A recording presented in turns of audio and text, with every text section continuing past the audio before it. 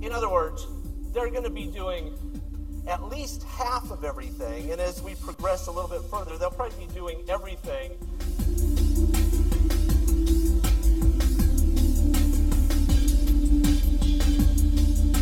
Yeah, it's going to take out the construction industry. We're going to replace all those folks with robots.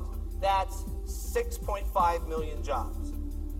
Manufacturing, absolutely. We've already seen manufacturing get decimated with robots that just pick and place and stuff like that. There's 16 million jobs left that can be taken over by robots. Wholesale and retail, yes. Any robot that can see and talk is going to be able to do the jobs at Walmart. That's 20 million jobs. Transportation and warehousing, that's truck drivers, that's forklift drivers, that's taxi drivers, that's the guy that drives the FedEx truck, all those folks.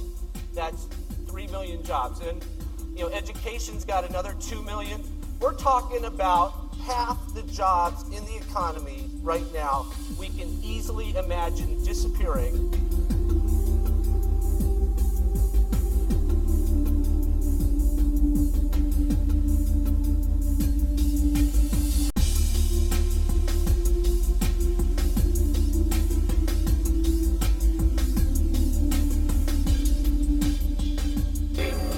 Indications of neurotoxins, histamine, serotonin, and enzyme inhibitors. Scorpion venom. Liver not too good. It's definitely him then. Definitely him. That was Pierce, the last Bond but one. Bond films might be the stuff of fiction, but this futuristic technology, which you saw on screen there, has actually arrived in Ireland with some spectacular results. It's called the Da Vinci robot. It costs €2.5 million. With rapidly developing technology, it seems like it's only a matter of time before robots replace waiters at your local eatery. In Germany, the future has already arrived.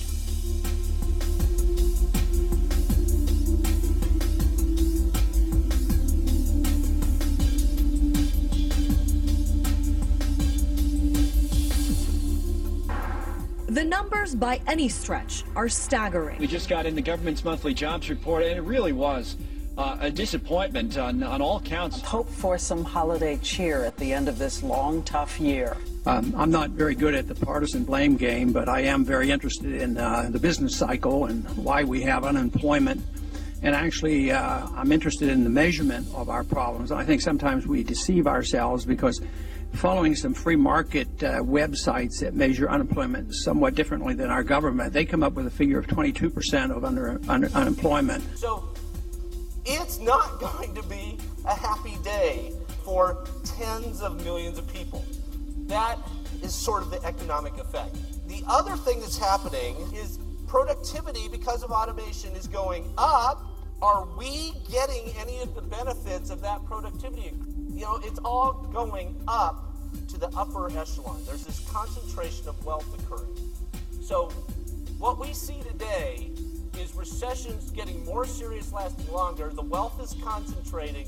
Our pay is stagnating. The work week is lengthening. People are having to get 2 or 3 jobs to make ends meet. And meanwhile, we are creating the second intelligent species that's going to just exacerbate this trend.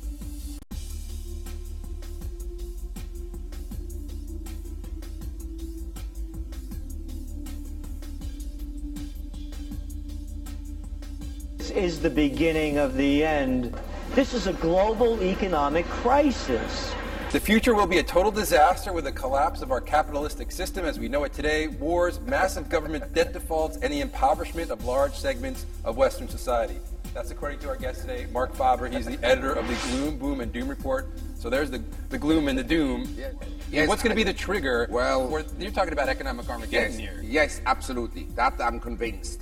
And that is, a high confidence prediction that the total collapse will come. You've got huge wage disparities. I don't know how that inevitably resolves itself.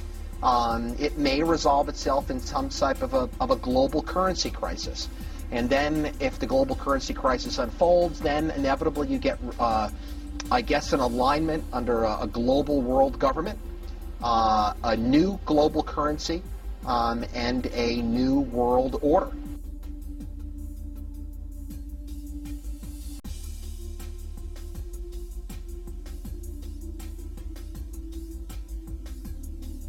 notions about the respectability of work. And I really look at it as being paid slavery. You're brought up to believe that you shall earn your living by the sweat of your brow. That holds people back, freeing people from drudgery, repetitive jobs which make them ignorant. You rob them. Machines free people.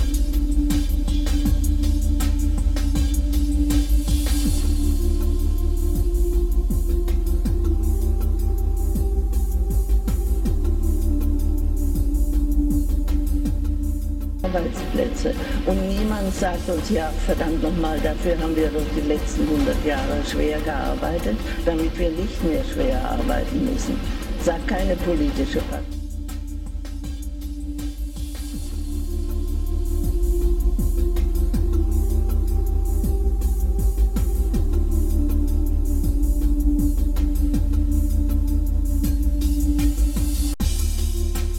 One way or another, we will have a new global economic system. This is beyond question. But what sort of system will it be?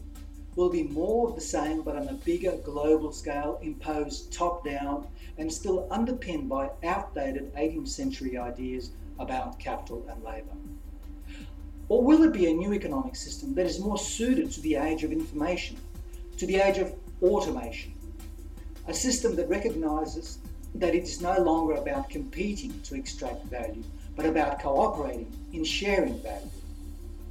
If you care about the future, and you should, because the alternative is guns and stocking up on cans of baked beans, then download and read our white paper entitled Towards a New Economic Model.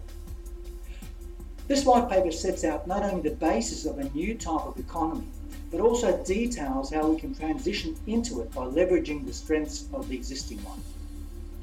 This ensures the least number of people suffer for the least possible time during the transition period. Please read it and then join a growing movement that is taking a stand by saying enough is enough. Enough of the greed, the corruption, the destruction, the waste. It's time to end the madness.